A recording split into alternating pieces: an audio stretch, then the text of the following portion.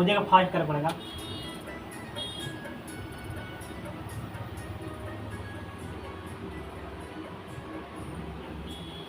ऐसा ही है।